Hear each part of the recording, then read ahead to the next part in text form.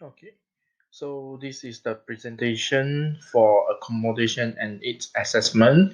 My name is Wong Shao En, so I'm going to present on this. So, uh, accommodation of eyes. So, accommodations is in the vision system. Our eye will send the visual signals to the brain, which translate them into eyesight. So, when we try to read a book or thread a needle, so the central nervous system instinctively send impulse to ciliary muscles inside the eye, adjust focus of the lens to let us able to see the tiny things or near things. So what is accommodative dysfunction? So accommodative dysfunction is a host of accommodation problems unrelated to the presbyopia. It is an eye focusing problem resulting in blur vision, up close or far away, frequently found in children or adults who have extended near work demand, example on smartphone or on the tablet or computer.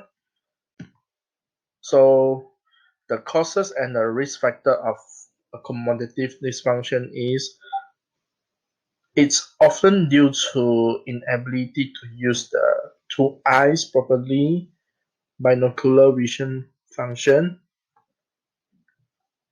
and it will make our vision demand increase. Furthermore, blurring, unable to focus may occur and related to prolonged vision demanding near central tasks without proper ergonomic. So we're going to talk about the assessment to detect accommodative dysfunction. So first of all, we have to check the visual acuity. So as we know, the visual acuity should be measured for each eye individually or and for both eyes together and for the distance and near together. So variability between distance and near visual acuity may indicate an accommodative anomaly. So some patients with accommodative dysfunction report that their vision fluctuate, especially after prolonged near task. When visual acuity is better monocularly than binocularly, so the clinician should suspect accommodative or convergence or vergence dysfunction.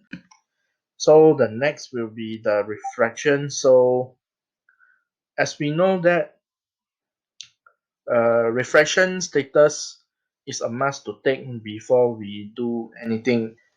Because if let's say the patient with uncorrected hyperopia, especially latent hyperopia, often have accommodative dysfunction because accommodative compensates for the hyperopia. So psychoplegic refraction is advised for the patient who excessive accommodative could affect the measurement for refractive error. So the next is ocular motility and alignment. So cover tests should be performed with a small target to control accommodation. The eyes should be occluded for a minimum 2 seconds to elicit any existing deviation. During unilateral testing, optometrists should pay more careful attention to the movement of fellow eyes and upon alternating cover tests to the movement of the uncovered eye. So both the extent of the deviation and the quality of fusion should be recorded down. So any significant deviation seen upon alternate cover tests should be neutralized with prism. When the patient has poor fixation, a muscle light, example we use pen light or transient illuminator, can be substituted for an accommodative target.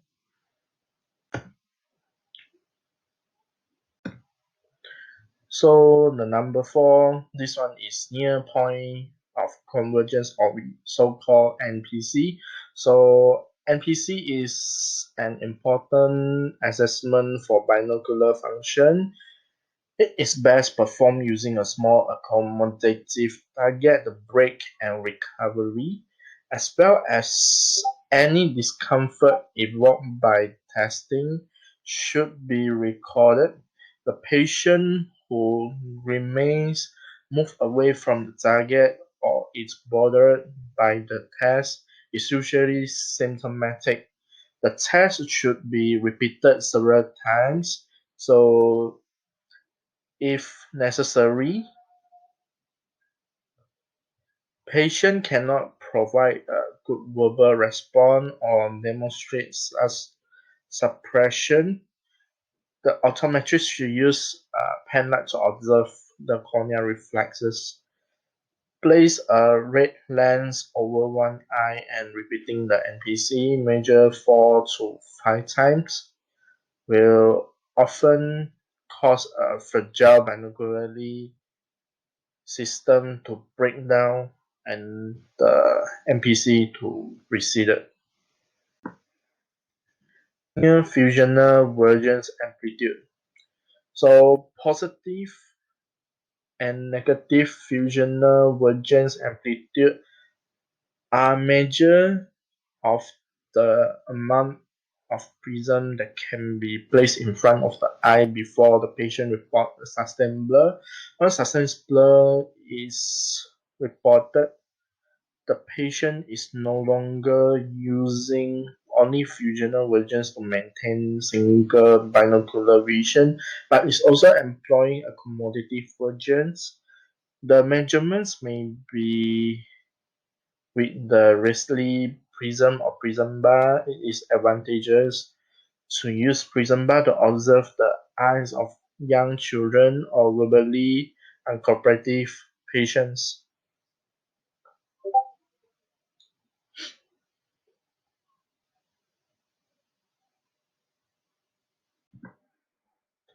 Then accommodative amplitude and facility.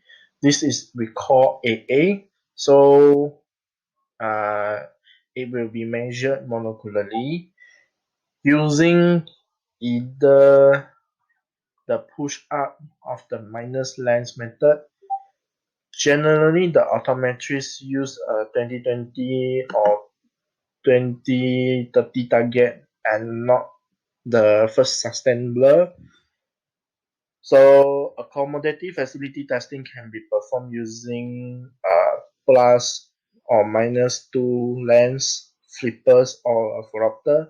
The patient should be able to clear these lenses monocularly within 11 cycles per minute without evidence of fatigue. Some clinicians advocate using a plus or minus 150 diode lens test because it can be done easily in the phoropter and normal patients are less likely to fail it.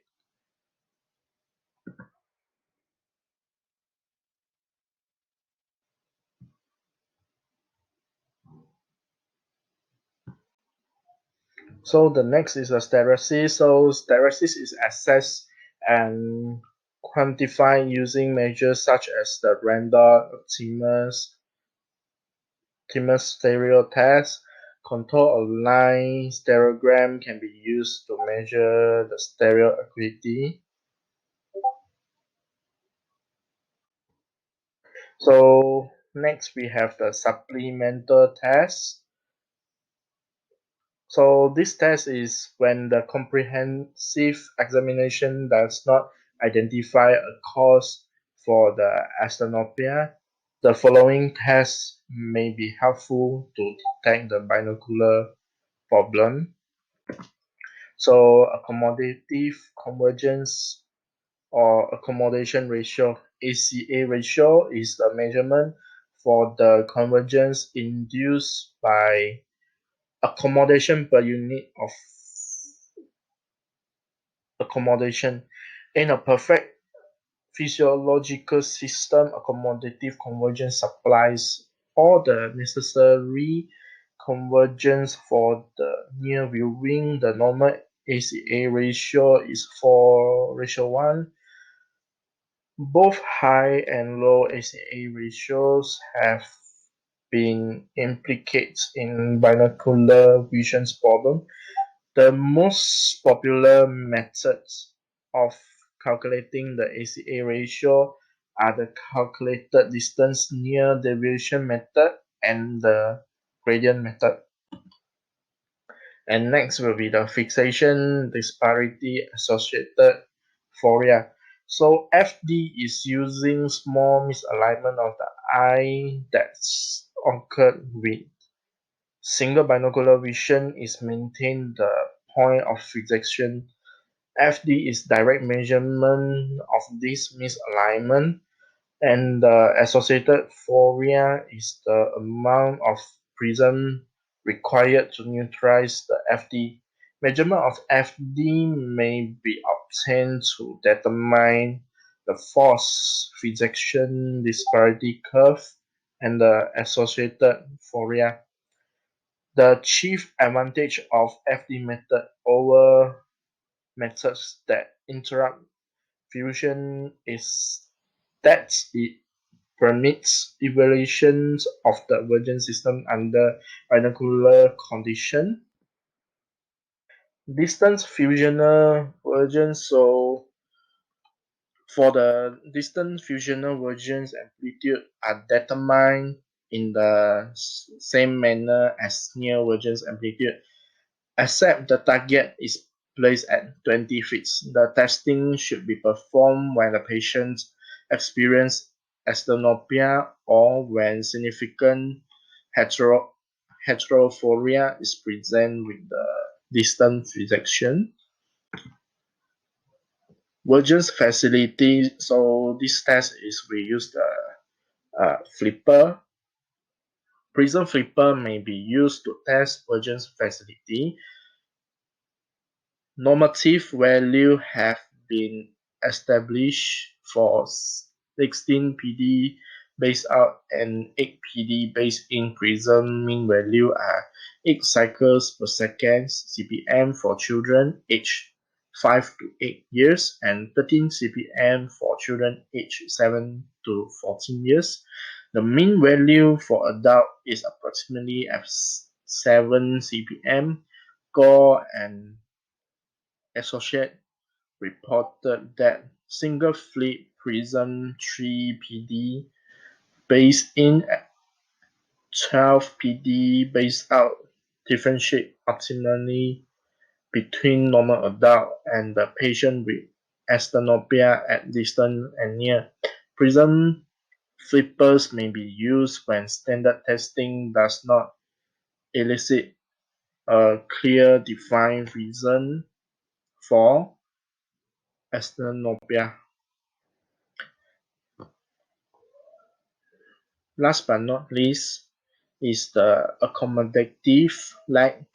So this test is different with the stimulus of accommodation, and the response is may report using binocular cross-cylinder or near-point retinoscopy such as the monocular estimate method MEM. MEM retinal Scopy is performed while having patients read grade level words at their habitual near working distance. The optometrist rapidly interposes a lens in front of the eye being evaluated and estimate the motion of the light reflex. Lens of various power are briefly interposed in this manner until neutrality is found. Each lens is removed before accommodative response occurs. For most patients, the lag is between approximately 25 plus 25 diopter and plus 75 diopter. A lag of greater than plus 1 is often found in individuals with accommodative insufficiency or inflexibility, suggesting the use of plus lenses at near a lag of minus 25 or more usually indicates accommodative access. So that's all my presentation. Thank you, everyone.